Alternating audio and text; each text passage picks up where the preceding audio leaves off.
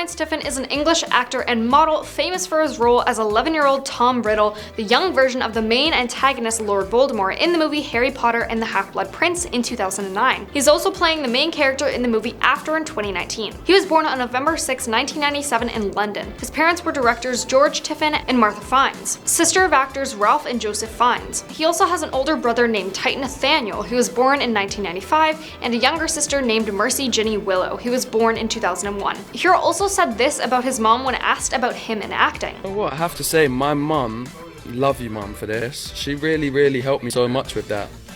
In terms of just, she's a director herself, and she really just gave me so much direction when we were practicing and rehearsing, and like, to be honest, looking back, I feel like she kind of did it for me, because I would have been so clueless at that stage. I really do feel like her direction and how she thought I should play it was kind of what I went with, so thanks, Mom. Hero went to Emmanuel School in Battersea, a private school located in the southwest part of London, founded in 1594 by Queen Elizabeth I. The school has also had other famous graduates as well. Hero made his first debut when he turned 10. He starred in the English drama Bigger Than Ben in 2008, telling a story of two Russian guys who come to London seeking adrenaline and luck. His second role, despite it being a secondary one, made him famous worldwide. Hero played the role of young Voldemort in the 6th Harry Potter movie, Harry Potter and the Half-Blood Prince in 2009. Thousands of young actors auditioned for this part, but finally Hero landed the role. It's quite likely that his relatives played their part in that. Voldemort's role after his rebirth was played by Hero's uncle, Ralph Fiennes. However, the director of the movie, David Yates, declared in an interview that the boy got the role exclusively because of his acting talent during the table read and the ability to drive out everything dark. The physical resemblance between the uncle and his nephew was also another deciding factor. The movie crew was very pleased with Hero's work. Yates called him a very goal-oriented, disciplined young actor who delivered his best interpretation of the mysterious character on the screen. He got his next role only 3 years afterward, as the high school senior student made an episodic appearance in the war drama Private Peaceful in 2012. Hero played the role of the protagonist in his early years. When he turned 18, Hero already knew that he wanted to pursue a career in the movie industry. He started auditioning very actively, but he wasn't always lucky in that department. More specifically, Hero failed the auditions for Netflix Stranger Things, Dunkirk in 2017, and The Hate U Give in 2018. However, he still got something. In 2017, director Baz Luhrmann, the mastermind behind Moulin Rouge in 2001 and The Great Gatsby in 2013, expressed his interest in Hero's work. Baz happened to be looking for an actor for his short-length movies for the collaboration of Erdem and H&M. The 4-minute movie The Secret Life of Flowers was shot in a suburban mansion decorated luxuriously with flowers and candles. With the exception of Hero, several other talented actors also made an appearance. Similar to Baz's other movies, The Secret Life of Flowers turned out to be a real masterpiece, with his signature passion and drama. After the release of the video ad from the famous director, Hero's career skyrocketed. In 2018, Hero made an appearance in an episode of the series Tunnel with Stephen Delane and Clemency Posey. Soon enough, he landed a role in the series Safe, whose plot revolves around a pediatric surgeon and a widower with 2 teenage daughters. In January 2019, he appeared with a background role in the British drama series Cleaning Up, revolving around janitor Sam Cooke, who unexpectedly is drawn into the dark world of finance. Besides starring in movies, Hero's also working as a model. He signed a contract with a modeling agency called Storm Models and has already managed to appear on the covers of Indie and Wonderland, as well as participate in several fashion shows. In April 2019, Jenny Gage's drama After, based on Ann Todd's bestseller with the same name, was released. The movie is about Tessa, who is a young, dedicated student, good daughter, and a loyal girlfriend to her high school sweetheart, is entering her first semester of college. Tessa's guarded world opens up when she meets Hardin Scott, a mysterious rebel who makes her question all that she thought she knew about herself and what she wants out of life. Oddly enough, initially Todd's book was a fanfic involving One Direction's lead singer Harry Styles. The movie also has other characters who are based on the other members of One Direction. The movie blew up, and especially with the famous line that Hero said, "Whatever our souls are made of, hers and mine are the same," at the very end of the movie. In 2020, the movie After We Collided was released, the second part of the acclaimed melodrama. In addition to Hero, the After series also stars Josephine Langford and Dylan Sprouse. Josephine Langford and Hero reprising their roles as Tessa Young and Hardin Scott, and follows Tessa as she prepares to leave for her job in Seattle, the rival Tessa's father, and revelations about Hardin's family, all of which threaten the couple's relationship. After We Fell was then released in 2021 as the 3rd movie in the series. The 4th movie to the After franchise is also set to come out this month, and it's called After Ever Happy. Fans of the movie series are very excited for this movie because the last one that came out in 2021 left us with quite a big shock, so we are very excited to see what the movie has to offer. It sadly will will be the supposed last movie in the series. However, the author did write another book called Before, so hopefully that will become a movie as well. And despite his character being covered in tattoos, he actually doesn't have any in real life. People have also already made edits based on the trailer of the movie.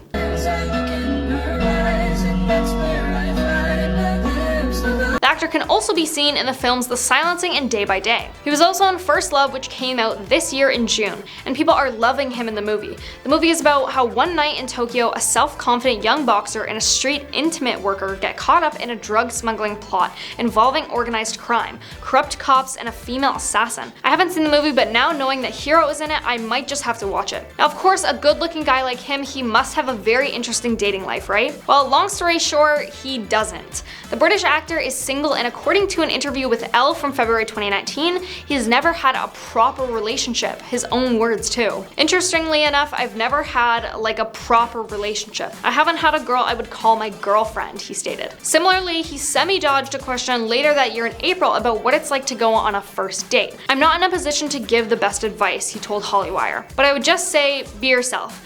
Enjoy it, be yourself, be honest. It differs from person to person, but essentially be yourself. As for what he's looking for in a relationship, the actor places more emphasis on inner values rather than aesthetics. Appearance is not important to me, inner values count. When I date a girl, the chemistry has to be right, Hiro said. I don't actually have a girlfriend, unfortunately. Poor me. But we'll get there. We got time. In early 2019, we got a glimpse into that something could be happening in Hiro's dating life. Model Chanel Benjilali posted an Instagram story seemingly showing her and the actor cuddling on Valentine's Day. However, after a brief flurry of dating rumors from fans, the author of original after novels chimed in to clear the air. Hiro's not dating anyone, do him a favor and stop posting about it, she wrote in a since deleted tweet. The other fan favorite from the after films is Hiro's co-star Josephine Langford, who many fans also ship together. However, despite the very steamy scenes and natural chemistry between the two, it's just friends for the two. They've even joked about how well they worked together before. In Hiro's last interview with Girlfriend, he revealed, "It would have been tough if we had no chemistry." And not to mention all those TikTok edits people have made about him. He has a net worth of $1 million, however, with the After series being so big, it's likely in the future that his net worth will be so much more as he is just skyrocketing in the film industry. Kit is from Purley in the London borough of Croydon. He is no stage school graduate though, having attended the Haynes Primary School near Bromley and the independent Whitgift School. Kit Connor started off by having a minor role in the Channel 4 sitcom Chickens when it was piloted in 2011. The show, which became a series in 2013, was about three men who didn't go off to fight in World War I and consequently became social pariahs in their village. Kit played the character Clem alongside Simon Bird, Joe Thomas, Emerald Fennell, and Barry Humphries. Not many people get to step into the shoes of a musical legend, but talented Kit was chosen to play teenage Elton John in the 2019 movie BIPOC Rocket Man, which starred Taron Egerton as the older version of the star. In the film, Kit got to perform Elton's 2001 song I Want Love. Kit has also teamed up with newcomer Joe Locke in the highly anticipated Netflix drama Heartstopper. There were open auditions for the converted roles, which attracted thousands. Kit was chosen to play popular Year 11 student and rugby star Nick. He becomes friendly with Charlie, played by Joe, in a year lower. As their friendship blossoms, it seems there might be more to their relationship as they become closer. In 2013, Kit also appeared in the BBC One hospital drama Casualty. The episode, which aired in December that year, dealt with a domestic abuse story, and Kit played a character called Barnaby Lee. Kit also played youngster Tom Anderson in the movie Get Santa, about a father and son who decide to save Christmas after finding Santa Claus sleeping in their garage as he's on the run from the police. While making the movie, Kit must have picked up tips from the best because he co-starred alongside Jim Broadbent, Rafe Spall, Stephen Graham, Jodie Whittaker, and Warwick Davis. Kit said, "As soon as I just started acting because I love Christmas, I knew I wanted my first movie to be a Christmas movie. I was so lucky. Going from small TV parts to a massive feature film was amazing, surreal." Kit also landed the plum role in David Williams' 2018 film Grandpa's Great Escape on BBC One, playing Jack, a boy who helps his grandfather escape from a retirement home and steal a Spitfire plane. David Williams said of the role, "It's a story about a special connection between a grandson and grandfather, because Jack is the only one who understands Grandpa. I often feel there's a special connection that skips a generation." Kit went on to appear in movies such as Mr. Holmes, which showed an aging Sherlock Holmes, played by Ian McKellar, dealing with dementia, The Grisney Literary and Potato Peel Pie Society, alongside Lily James and Katherine Parkinson, plus he had a role in the sci-fi hit Ready Player One. As well as his voice role in His Dark Materials, Kit played Archie Beckles in the CBBC series Rocket's Island and Bob Sheenan in the BBC One miniseries SSGB. He also starred as Russian boy Petya Rostov in the hit BBC One drama War and Peace, and he played a schoolboy Charlie Jones in Series 2 of Ganchester in 2016. Even at such a young age, Kit hasn't limited himself to TV and film work, and has made a name for himself on stage. He played the role of small boy in Welcome Home, Captain Fox, and played Alexander in Fanny and Alexander at the Old Vic in London. In 2019, Kit also played Joe in the film Little Joe. The movie centered around a single mom called Alice who brings home a specially developed new species of plant for her son Joe, but Alice soon realizes the plant may not be as harmless as she hoped. Kit is only just old enough to vote, but he already has producing and directing credits to his name. He took on the role of producer and director in the short film titled Moving. The actor's Instagram page has 4.5 million followers. No wonder when he posts clips of himself singing Elton John hits while playing the piano, he claimed to be very rusty when taking on the classic Rocket Man, but his followers loved it. Kit was then very delighted when he discovered Hollywood star and Oscar winner Olivia Colman was playing his on-screen mother Sarah Nelson on Heartstopper. This was a role Netflix kept a big secret until the series was released on Friday, April 22nd, 2022. It's an experience that I don't think will ever really sink in, he said. I was just in awe of her for pretty much the whole time. She was so warm and just a wonderful person. It was so easy to act alongside her because she's just so naturally gifted and amazing. Kit had also revealed about how he came to hear about Alice Oldman's Heartstopper books through his own sister. My sister was a big fan. She had the first volume on her bookshelf, so I'd seen it around the house. When I got the first email about auditioning, they sent me a link to the webcomics. I read it and said, I need to be a part of this. Then as the auditioning process went on, I read through the rest of the volumes. The more I kept reading, the more I really wanted to be a part of it. In 2020, Kit had also provided the voice for a video game for PS4 called Dreams by Media Molecule, the award-winning creators of Little Big Planet and Tearaway. When the long list of nominations for the National Television Awards 2022 were revealed, fans of Heartstopper were given a difficult choice to make with their one vote for the Rising Star Award. That's because Kit Connor was up against his Heartstopper co-star Joe Locke, and most fans love them both. Plenty posted their big dilemmas on Twitter that they were struggling with at the time. Kit had also told a podcast about his hope for Heartstopper Season 2. I suppose what I'd like to see for Nick, I think just the strengthening Nick and Charlie's relationship. In Season 1, we very much see the young love and the beginnings of their relationship, and I think that it would be lovely, not to just act, also just to see as well their relationship just sort of get stronger and blossom. Kit and his co-star were also spotted on what looks like the set of Season 2 for the show, and people are excited but also scared because of what will happen in Season 2. Now, I didn't watch the show or read the books, but from what it seems, it looks like one of them passes away, so it seems like fans might not be too happy if this does happen. Fans of Heartstopper have gathered to ship the main cast members who played Joe Locke and Kit Connor, not to mention Kit and Joe's on-set chemistry, which only adds to their fans' admiration. The on-screen couple, together with co-stars Yasmin Finney and Will Gale, was featured on the cover of the May-June edition of Attitude magazine, where they addressed everything from the most embarrassing moments to who had the oddest habits. According to Kit, Joe's coffee addiction resulted in some less than ideal smooches, which earned a wave of applause for their admirers. Even when there isn't a camera around, Joe and Kit aren't shy to display their love for one another in private, but they haven't confirmed or denied relationship rumors between the two. Nor does Kit have any previous dating history, but fans did go crazy when they showed up to London Pride together this year. And now onto the riches. He has a net worth of around $5 million, which is impressive for someone who is only 18. He also has a Mercedes CLS class for $72,000, a Tesla Model S for $94,000, a Mercedes G63 AMG for $130,000, and a Porsche Cayenne for $67,000. Amid production of a new movie that Kit is starring in, he was spotted holding hands with his co-star, Mira Fico, prompting fans to accuse Connor of queer baiting. Connor reacted to those accusations with a tweet. "This is a silly app. Bit bored of it now, deleting Twitter, smiley face." In recent interviews, Connor expressed that he doesn't want to label his sexuality, yet when asked if he identified with the queer character he plays on Heartstopper. But context is important. Connor turned 18 years old in March 2022. It's not entirely shocking that an 18-year-old is still figuring himself out and not wanting to commit to making big statements. Overall, accusing Connor of queer baiting for playing an LGBTQ+ character on Heartstopper, but then being spotted holding hands with a female co-star from another project feels like a pretty significant stretch. First and foremost, being gay or straight aren't the two options in the sexuality spectrum. Secondly, holding hands with a girl doesn't define one's sexuality. He's an American film and television actor. As of 2020, Tanner Buchanan's net worth is $1 million.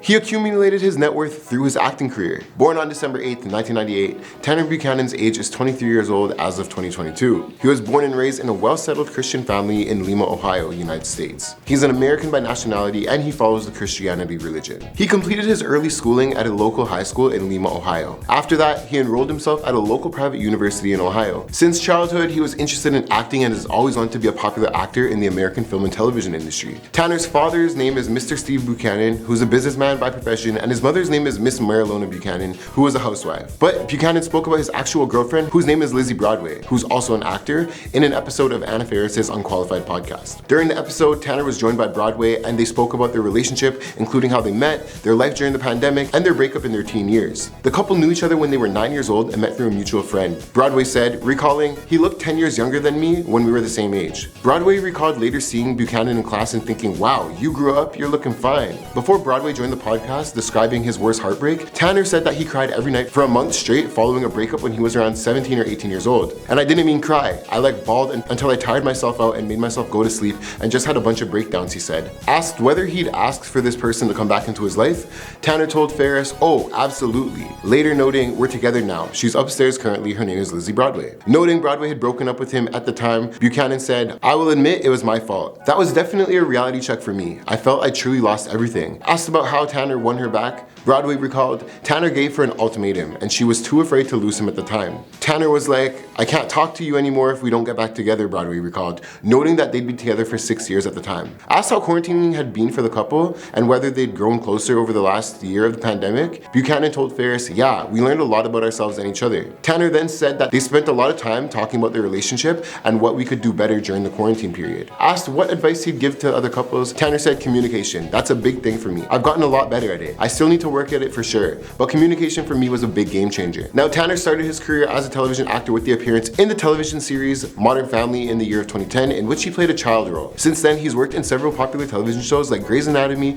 Ghost Girls, Growing Up Fisher, The Goldbergs, Designated Survivor, Cobra Kai, and a few others. He's also played small recurring roles in the popular television series like Girl Meets World, Game Shakers, and The Fosters. He's currently though in Cobra Kai, which is on its 5th season. Less than a year after the season 4 premiered of Cobra Kai, season 5 will be dropping September 9th. The show's fandom has continued to grow since its 2018 debut on YouTube Red. Since Netflix picked up the show, Cobra Kai's grip on its fan has gotten even stronger. Cobra Kai just keeps getting better too. Season 4 had the highest Rotten Tomatoes audience score of any season this far and had 120 million hours viewed in the first 3 days of its release. Needless to say, the expectations for season 5 are very high. Cobra Kai season 5 will be released globally on September 9th only on Netflix. The first teaser and the release date were revealed during Cobra Kai's live at the Netflix is a Joke festival in May 2022. The new season will consist of 10 episodes and be available all at once. Production got underway for season 5 in September 2021 and took place in Atlanta. Filming officially wrapped just a few months later in December 2021. Recently though, he shared a photo of him and his new castmates for a film that he's going to be in. Tanner Buchanan, Claritha Chandran, and Sebastian Croft will be starring in an upcoming romantic comedy film on Prime Video. The trio have been cast in the British high school rom-com How to Date Billy Walsh, which is currently filming with director Alex Sanjeev Pilali. How to Date Billy Walsh features an incredibly exciting, young, diverse cast that have already made a mark internationally. The film will join Prime Video's ever-growing library of British series and movies, including what's set to be a firm favorite of the festive season. We can't wait for our brilliant Prime audience to see these brilliant homemade films. How to Date Billy Walsh will stream exclusively on Prime Video in over 240 countries and territory. Darren Burnout was born on April 27, 1991 in Los Angeles, California. Darren is Japanese American and is proud of where he comes from. However, he had a hard time fitting in with his peers during his childhood. Being multi-ethnic, the actor felt like he wasn't Asian enough or white enough. "I felt like I couldn't fit in anywhere," he revealed to Teen Vogue in August 2021. "Even coming into acting, I never really thought about leaning into my Japanese heritage because this feeling I have that I'm not Asian enough to do it. And I felt like if I was cast as a distinctly Asian character, there would be controversy around that." His father, Charles D. Burnett Jr., is of German and Cherokee ancestry, and his mother is of Swedish and Japanese descent. Darren's parental grandfather was swing musician Charlie Burnett. Charlie was a famous saxophonist in the 1930s, and his father was an agent for some of the greatest names like Jimi Hendrix and Earth, Wind, and Fire. I think it's just always been in my blood. I grew up writing poetry a lot and enjoyed writing poetry that rhymed. It was an easy segue that I started writing hip-hop at a young age, and that was a natural transition. I think I get my rhythm from my grandfather and my dad for sure, he told Brief Take. When Darren initially expressed an interest in acting, his parents weren't completely on board. They wanted their son to direct his attention towards something more traditional. However, this passion for acting couldn't be stopped. In high school, he got involved with the theater program and his mom eventually realized that nothing could stop him from acting. The actor had also been raised alongside his two sisters. Growing up, Darren and his sisters were huge fans of Tia and Tamara's Maori's Sister show. He'd shared a photo of him and Tia via his Instagram account with the caption, "I got to the red carpet with her as a castmate celebrating the wrap of Family Reunion coming out on Netflix. 5 years ago, I could never see this happening. Although my journey continues through the ups and downs of this roller coaster, this was definitely an up point." The Netflix star claimed that his mom instilled hard work in him, even when he was a teenager in high school. He posted a sweet tribute to his #1 lady on Mother's Day, and it said, quote, "Here are some photos from last Mother's Day and also from the at Never Have I Ever wrap party, where I took you as my date and we danced the night away." He captioned his May 2020 Instagram post that featured a series of mom content. "Actually, if I remember correctly, I had to take a break and you kept breaking it down with my castmates." According to his Instagram post, Darren enjoys going to festivals during his free time. He attended Paris Hilton's Coachella after party, Neon Carnival in 2022, and also went to Outside Lands in October 2021. Burnett and his mother then relocated to the suburbs of Orlando, Florida at the age of 12. He has said, quote, "It was kind of a culture shock for me because I grew up in LA until I was 12, and then we moved and I had very formative years in Orlando. The humidity slapped me in the face right when I got off the plane. I grew up in a more middle lower economic class area of Orlando. The lingo was totally different, the style was different, but I met some of my lifelong friends, and it's a testimony to the South in general. I know a lot of people wouldn't see Orlando as the South, but you travel 20 minutes outside the city and you're on the lake with people that have been there for 3 generations. That Southern hospitality and that culture of let me lean up against a wall and just talk to you out of nowhere. When I moved back to LA, it was interesting. I would wave to people as they drove by me in traffic, I would say hello to strangers on an elevator, and people would look at me funny." He then graduated from Dr. Phillips High School in 2009, where he was the lacrosse team captain. He then graduated from Berry College with a Bachelor of Arts in 2013, where he acted in plays and short films. He wanted to be an actor since the age of 5, but has said he was a very shy kid. Burnett was a huge fan of The Masked star Jim Carrey, thinking, "No one looks like they're having more fun than this guy. I just fell in love with it," he told Collider. After seeing the comedy Dumb and Dumber in 1994, he pushed his mom to give him Lloyd's hairstyle for months and would run around the house impersonating him tirelessly. Growing up, he tried various jobs and realized that he was not interested in anything in particular, but also wanted to do everything. "I couldn't decide, and acting was the one place where I don't have to decide," he explained in his interview on Collider. "I can be a sports fanatic in a movie, I can play a lawyer, I can play a doctor, I can play someone struggling with mental illness, and it forces me to really dive in and do research. I'm able to live at least a little bit of every single day, and it's limitless." In college, he then began acting again. He speaks Japanese and conversational Spanish, and he also studied French. In 2013, after graduating, Darren returned to Los Angeles to fully pursue acting. He also worked as a bike attendant and front desk associate at Soul Cycle on Sunset Boulevard. He has also said this, "I did find a very nice bargain cruise when I was in college. I could not afford it, I put it on a credit card and regretted it later. But we cruised through Mexico, Belize, Honduras. It was with a group of my high school buddies, and that was incredible. I mean, we only got to spend about 6 hours in each place, so you know we couldn't really immerse yourself in the culture, but it was my first time just taking a plunge and being like,